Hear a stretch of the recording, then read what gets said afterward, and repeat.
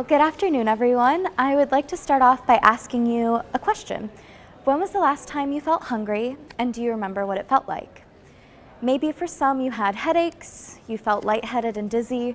If you're anything like me, you felt really irritable or hangry, as some people call it. Or maybe you just felt physical pain in your stomach and you couldn't focus on anything other than what you were going to have for lunch that day.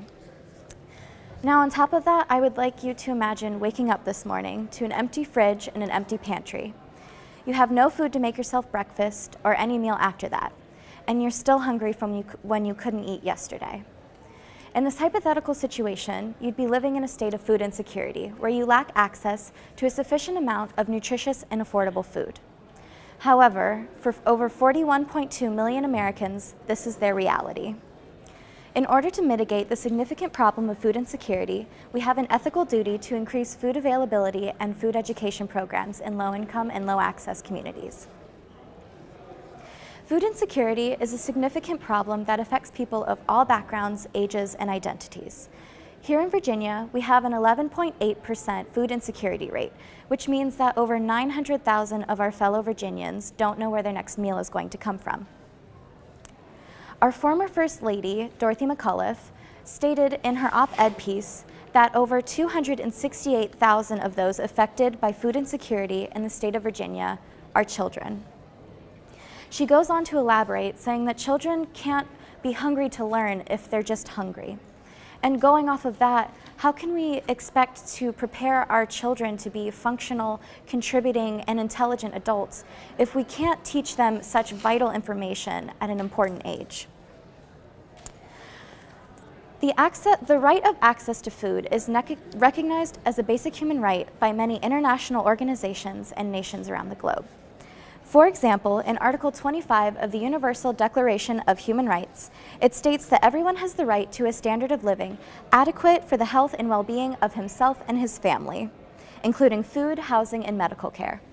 And in addition, in Chapter 1, Article 11 of the American Declaration of the Rights and Duties of Man, it states that every person has the right to the preservation of his health through sanitary and social measures relating to food, clothing, housing, etc. If so many different international organizations and treaties claim that access to food is a basic human right, do we not have an obligation to help combat food insecurity? One of the most common solutions that people come up with when they think of ending food insecurity is what's called the supermarket solution, where we simply increase the amount of grocery stores and access to food in low-income and low-access communities. However, Stephen Cummings, he mentioned in his study that he did, which was he took a 6-month study in a Philadelphia neighborhood and observed their dietary habits and their consumption habits for 6 months, and found that in a food desert that received a new grocery store, he found no significant change in their daily fruit and vegetable intake, their BMI, or their dietary and consumption habits, which means that we have to include food education programs so people know how to use their resources that they have been given. Another solution that people think of when they try to combat food insecurity is increasing different government assistance programs. And we have some pretty good ones here in Virginia, like Second Chance Breakfast, which offers children the chance to have breakfast if they couldn't have it at home, and also the Virginia Food Crop Donation Tax Credit, which makes it easier for farmers to donate their excess crops in exchange for tax credit. However, while these are good first steps taken to help fight food insecurity, it's not a reliable source of food for the whole year. So we have to find something that will make sure that we can feed everybody throughout the whole year, not just after a harvest or if they show up to school, because we have breaks, we have weekends, we have times where children are sick and they can't come into school. This is why Richmond needs to implement a solution like New York City's The Healthy Bodega Initiative. And the Healthy Bodega Initiative recruits bodegas or small corner stores and encourages them to increase their offerings of fruits, vegetables, low-fat milk, and etc.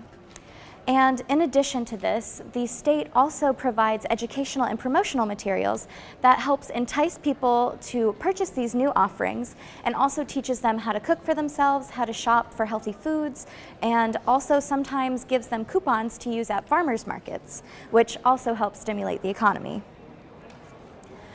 This is, I think, the best solution because it takes the resources that we already have and it helps enhance them, and it provides people with a source of comfort, so that way we don't have to build entirely new grocery stores, but they can go into bodegas that they go shop at regularly, and so they're comfortable and they're more likely to go to those places and more likely to purchase the new offerings.